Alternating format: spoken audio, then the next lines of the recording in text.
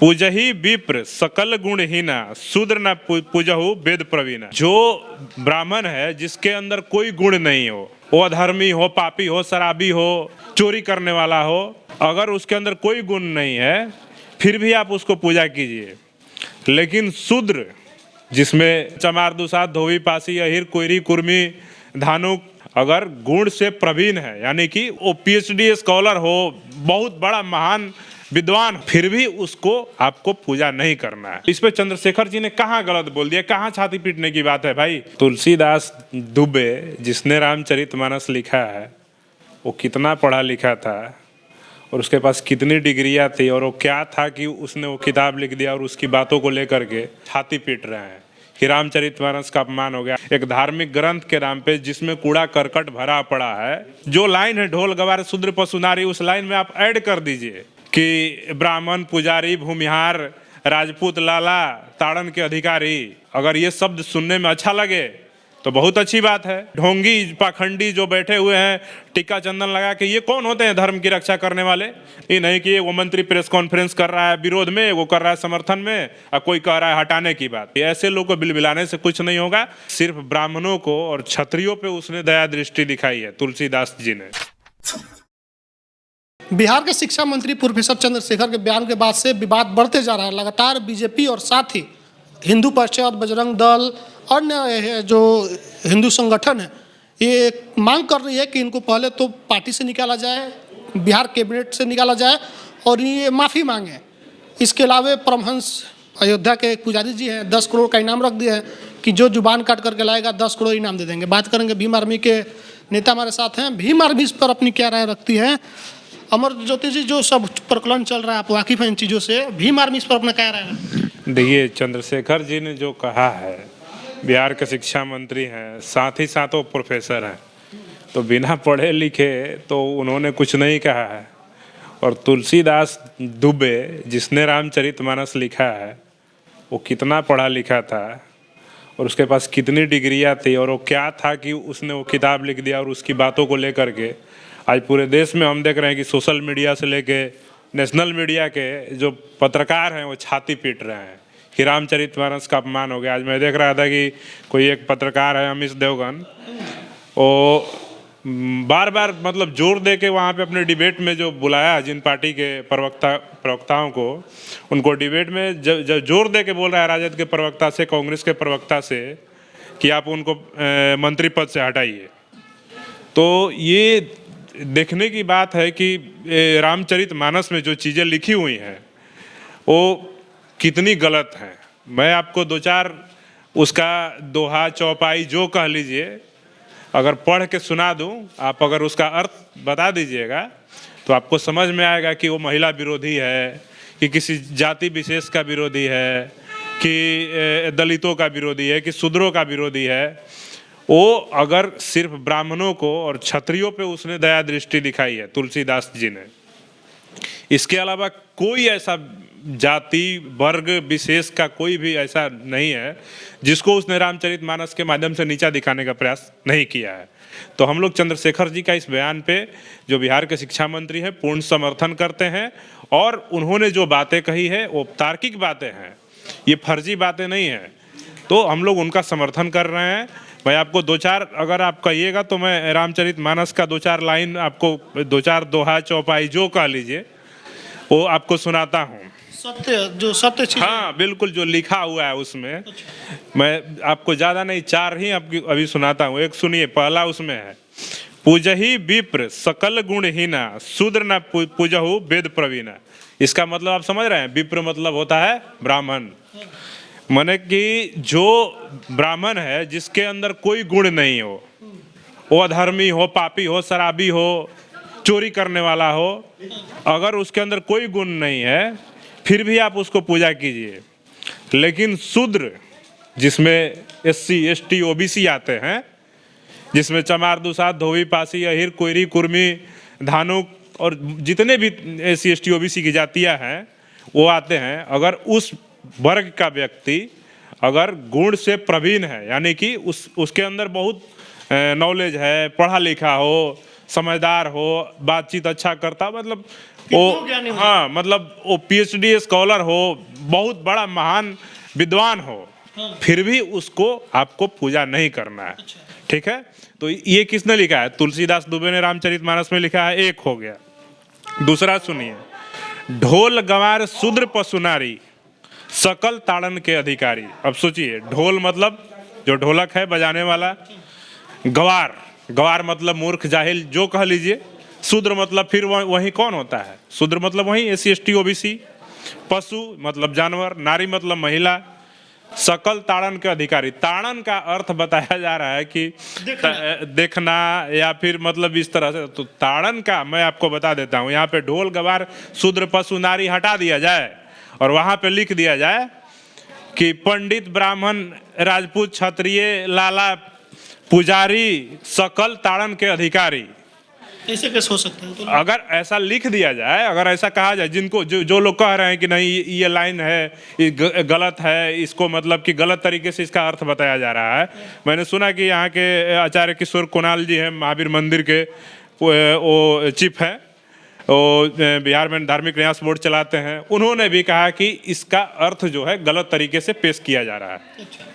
तो मैं उन्हीं से कह देता हूं कि भाई उस जो लाइन है ढोल गवार शूद्र पशु नारी, उस लाइन में आप ऐड कर दीजिए अपनी जाति को भी, कि ब्राह्मण पुजारी भूमिहार राजपूत लाला ताड़न के अधिकारी। उसके बाद अगर ये शब्द सुनने में अच्छा लगे तो बहुत अच्छी बात है। तो आप अपनी जाति को जस्टिफाई कर दे रहे हैं। गलत लिखा हुआ है उस किताब में, उस ब्राह्मण तुलसीदास ने लिखा है कि ऐसा शूद्रों के खिलाफ, महिलाओं के खिलाफ, पशुओं के खिलाफ हमेशा मतलब ताड़ना मतलब मारना पीटना। भाई गूगल कर लीजिए ना, वो दिखा रहा है स्पष्ट कि ताड़ना का अर्थ क्या होता है, हिंदी में उसका शाब्दिक अर्थ क्या है। तो वहाँ पे ये सब चीज़ें जो है ये सरासर जो है विरोधी, शूद्रों के विरोधी, मानवता के विरोधी, महिलाओं के विरोधी, इस तरह का वो रामचरितमानस में लिखा हुआ है। उसी चीज़ का व्याख्या उन्होंने चंद्रशेखर जी ने अपने किया। एक और है, सुनिए, जे बरना धम तेली कुम्हारा स्वपच किरात कोल कलवारा। अब सोचिए इसका अर्थ क्या है। इसमें तेली जाति को भी नीचा बताया गया है, कलवार जो है उनको भी बताया गया है। एक और है, भय बरन शंकर कली भिन्न सेतु सब लोग करही पाप पावही दुख भय रुज शोक वियोग। ये भी तुलसीदास ने लिखा है। इसका आप अर्थ जाके खोज लीजिए, पता चल जाएगा। ठीक है, और बहुत सारा उन्होंने जो लिखा है आप देखिएगा तो मतलब सरासर जो है उसमें उनका जो चौपाई है, दोहा है, सब का सब जो है मानवता विरोधी है, किसी जाति विशेष का विरोधी है, महिला का विरोधी है। तो इस पे चंद्रशेखर जी ने कहाँ गलत बोल दिया, कहाँ छाती पीटने की बात है भाई? जो लोग प्रोफेसर चंद्रशेखर के विरोध में है, उनका कहना है कि गलत तरीके से चीज़ों को ये दिखा रहे हैं। पहली बात जो उन्होंने कहा कि जो छोटी नीच जाति के लोग हैं ज्ञान लेने के बाद से वो लोग 20 हो जाते हैं। तो इसको अशोक चौधरी ने कहा कि ये किसी संदर्भ में कहा गया था, जब राक्षस वगैरह से लड़ाई हो रही थी तो वहाँ पे तंज मारते हुए चीज़ कहा गया था। ये सबके लिए लागू नहीं होता है।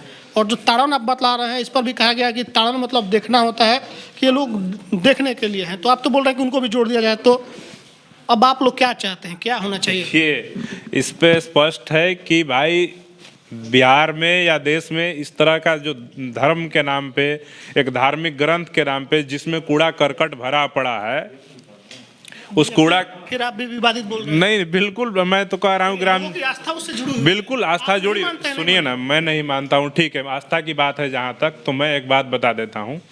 रामचरितमानस का और आपका धर्म और आपका आस्था इतना कमजोर है कि किसी एक आदमी के, किसी एक व्यक्ति के बोलने से आपका धर्म बर्बाद हो जाता है, नष्ट हो जाता है, या कमज़ोर हो जाता है, आपके भगवान कमज़ोर हो जाते हैं।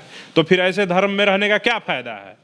मैं तो यही कहूँगा कि ये धर्म अगर मजबूत है, अगर राम मर्यादा पुरुषोत्तम है और राम को व्याख्या करने के लिए और उनको इज्जत सम्मान बहुत सारे लोग करते हैं, हमें उन लोगों से कोई आपत्ति नहीं है, लेकिन राम ने इस मामले पे कभी ये नहीं कहा कि राम का कहीं बयान है क्या कि राम शूद्रों के अगेंस्ट में कुछ बोल रहे हैं? श्री राम का ये दिखाया गया कई किताबों में कि सबरी का जूठा बैर खा लेते हैं, उनको तो अछूत और इस सब से फर्क ही नहीं पड़ता है। बिल्कुल, राम तो ऐसे हैं कि भाई वो अगर आपकी किताबों को ही देखा जाए तो आप ही लिख रहे हैं कि सबरी का बैर खाते हैं, और वो जो निषाद है वो मला उसका गला लगाते हैं, उसका जीवन भर वो आभारी रहते हैं।